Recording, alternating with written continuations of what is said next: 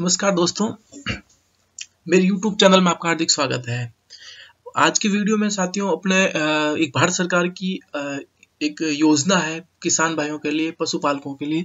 उस योजना के बारे में आपको जानकारी देंगे और उस योजना का किसान भाई किस प्रकार से लाभान्वित हो सकते हैं और अपने पशुओं का बीमार होने से बचा सकते हैं। तो साथियों इस वीडियो को आप अंत तक देखें और इस योजना के बारे में जानें। ठीक है, तो साथियों आज जो मैं इस वीडियो के माध्यम से जो बताना चाहता हूँ, ये एक योजना है, भारत सरकार की योजना है। NADCP नाम से योजना है जो सितंबर 2019 में माननीय प्रधानमंत्री नरेंद्र जी मोदी ने इसको शुरू किया था। इस योजना को उन्होंने NADCP नाम से नाम रखा गया है, जैसे का नाम है राष्ट्रीय पशु रोग नियंत्रण कार्यक्रम है। इसको सितंबर 2019 में शुरुआत की गई थी। इस कार्यक्रम का उद्देश्य यह था कि जो पशु है उनमें जो मुंह पका रोग और खुर पका बीमारी है, और एक बीमारी है जो कि जूनोटिक बीमारी भी है, ब्रुसेलोसिस है, जो कि इंसानों से जानवरों और जानवरों से इंसान में फैल सकती है। तो इन दोनों बीमारियों को पूरी तरह से भारत से निकालने के लिए योजना लागू की थी। इस योजना का नाम है साथियों, फिर से सुनिए, NADCP राष्ट्रीय पशु रोग नियंत्रण कार्यक्रम है। इसमें क्या है कि जितने भी पशु हैं उनको सामूहिक रूप से वैक्सीनेट करना है, टीकाकरण करना है, और इसका उद्देश्य था कि 2025 तक है जो FMD और ब्रुसेला को नियंत्रण में करना है, और 2030 तक FMD को भारत से इरेडिकेट कर देना है, मतलब इस बीमारी को भारत से निष्कासित कर देना है। इसके बाद 2030 के बाद में भारत में एक भी केस FMD। इस प्रकार इस योजना का लाभ किसान भाई अपना ले सकते हैं। तो इस प्रकार इस योजना का लाभ लेने के लिए किसान भाइयों को, पशुपालकों को कहीं जाने की जरूरत नहीं है। अपने गांव के या आसपास के जो पशु चिकित्सा केंद्र है, उप पशु चिकित्सा केंद्र है, वहां से जो पशुधन सहायक है या जो भी वेटनरी असिस्टेंट है, जो कि एक जिन्होंने टीकाकरण का एक कोर्स कर रखा है, जिनको इस बारे में नॉलेज है, टीकाकरण कर सकते हैं, वो आपके घर पर आएंगे और टीकाकरण करके जाएंगे। तो उसमें आपको कुछ चीजें ध्यान में रखनी है। टीकाकरण के लिए इस प्रकार के जानवरों को टीकाकरण करवाना है जो कि बीमार नहीं हो, जिसका प्रतिरक्षा तंत्र मजबूत हो। उसके बाद में जो एनिमल्स हैं, जो बछड़े हैं जिनकी उम्र 4 से 5 महीने से ऊपर के हो गए हैं, जो बछड़े हैं जो 4 या 5 महीने से ऊपर के हो गए हैं, उन बछड़ों का टीकाकरण आपको करवाना है। जो FMD का जो वैक्सीनेशन है वो बछड़ों में 4 से 5 महीने के बछड़ों में पहला लगता है, 4-5 महीने में लगता है। जब वो 4-5 महीने उम्र का हो जाता है तब लगता है। उसके बाद में 1 महीने बाद में उसका बूस्टर डोज लगता है।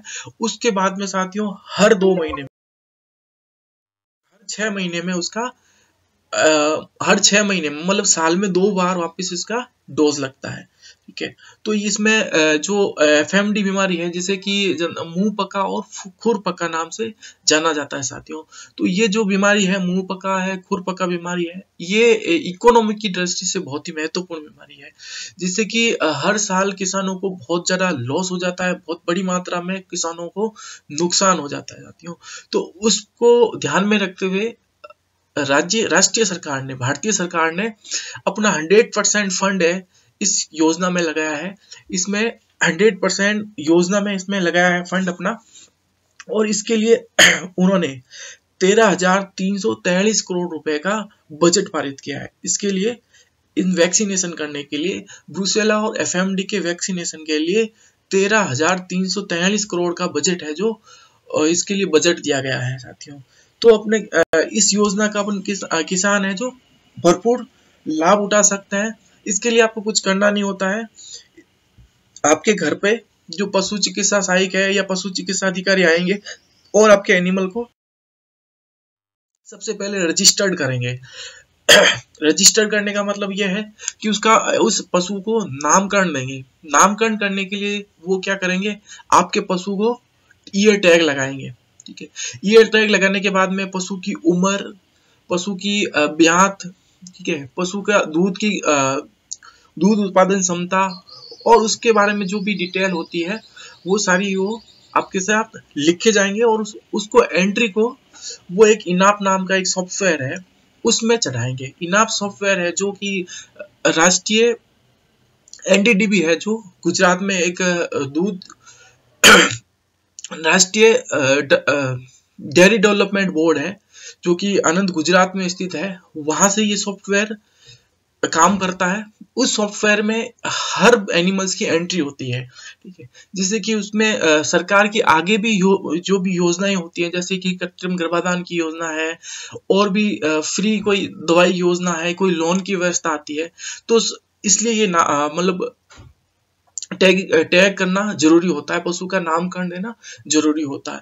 उसके बाद में साथियों ये टैग लगने के बाद में, एंट्री होने के बाद में, जो आपका पशु धन सहायक होता है उस पशु का वैक्सीनेशन करता है साथियों। वैक्सीनेशन में 3 ml होता है, उसको जो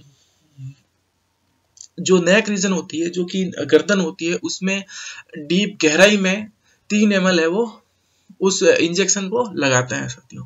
तो इस बात को ध्यान में रखते हुए जी इस एनएडीसीपी योजना है, इन योजनाओं का लाभ उठाना है साथियों, ठीक है।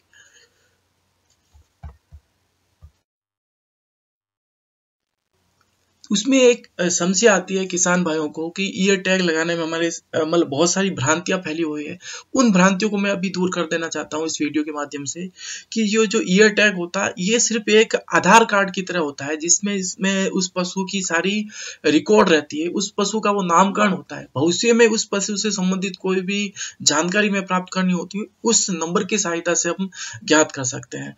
और भी इससे मतलब कुछ लोगों में ये भ्रांतियां फैली होती है कि जो बाहर से जो लोग आते हैं उस पे पैसे उठा सकते हैं और इससे पशु का जो है दूध उत्पादन की क्षमता कम हो जाती है, पशु भिड़क जाता है। तो इस प्रकार की कुछ भ्रांतियां हैं, तो मैं उन सारी भ्रांतियों को आपके इस वीडियो के माध्यम से ये बताना चाहता हूं कि ये सारी भ्रांतियां हैं, इससे मतलब कोई इसमें कोई सच्चाई नहीं है कि आप जिसमें जो ईयर टैग है, ईयर टैग लगाने से उसका सिर्फ नामकरण होता है किसानों, और उस नामकरण के साथ में उस पशु का पूरा डाटा होता है, एक सॉफ्टवेयर के अंदर रजिस्टर्ड हो जाता है। भविष्य में जब भी कोई इस पशु से पालन, जैसे कि कृत्रिम गर्भाधान करते हैं, तो उसकी उसमें रजिस्टर्ड हो जाता है डाटा कि इस तारीख को कृत्रिम गर्भाधान किया गया था, और अगली बार उसके बारे में जब भी और भी जैसे जानकारी होती है, उसका संतुलित आहार बनाना हो,